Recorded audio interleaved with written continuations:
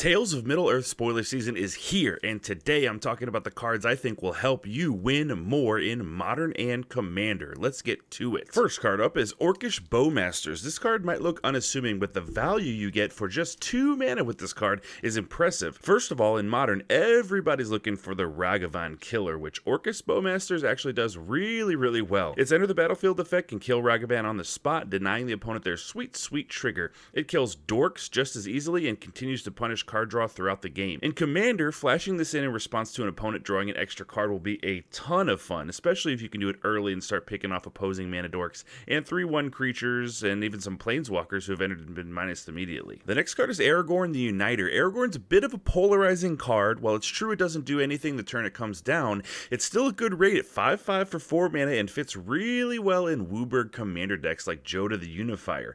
If Aragorn sticks around on the battlefield, the value generated by casting multicolored or Wooburg spells is undeniably good, particularly if you're packing a lot of multicolored instant spells. Imagine attacking, casting a red and green instant spell, and pumping a creature with Titanic Growth and dealing the opponent 3 damage. Then, when you're the defending player, you can cast a white-green instant spell, immediately making a 1/1 human and then choosing one of your blockers to go +4/+4. Pretty sweet. The next card is generating a lot of hype, I think rightly so. This is Stern Scolding. Some people are even comparing this to a jokingly saying Fatal Push in blue or Fatal Shush.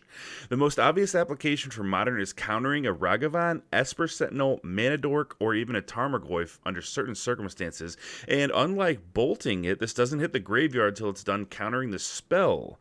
Ledger Shredder, I mean the list goes on and on. Stern Scolding should also counter Grist the Hunger Tide.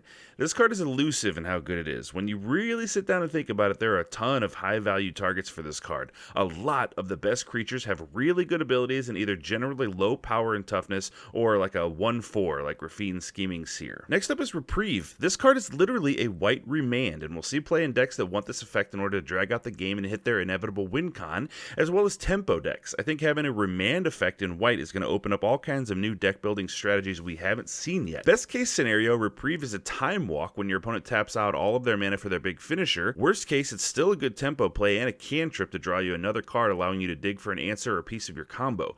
Remand also interacts with spells that can't be countered by returning them to the hand. Those spells are often large finishers, and buying yourself an extra turn here could mean winning a game that would have been lost. Finally, we have the Lighted Halfling. At first glance, this mana dork looks like kind of like a worse mana dork than Birds of Paradise or Llanowar Elves, but it's actually much better in Commander. This little halfling can ramp you into your commander since it's a legendary spell by definition and will make your commander uncounterable, as well as any other legendary creatures you have in your deck. And this also counts for planeswalkers since those are legendary too. Some players are even suggesting experimenting with this with ramping it into Fairy Time Raveler or Yawgmoth Thran Physician in Modern. Now I'm not really going to comment any further there, but there's kind of an idea and it seems plausible at least. Thanks for watching, like and subscribe for more MTG content, and I will see you next time.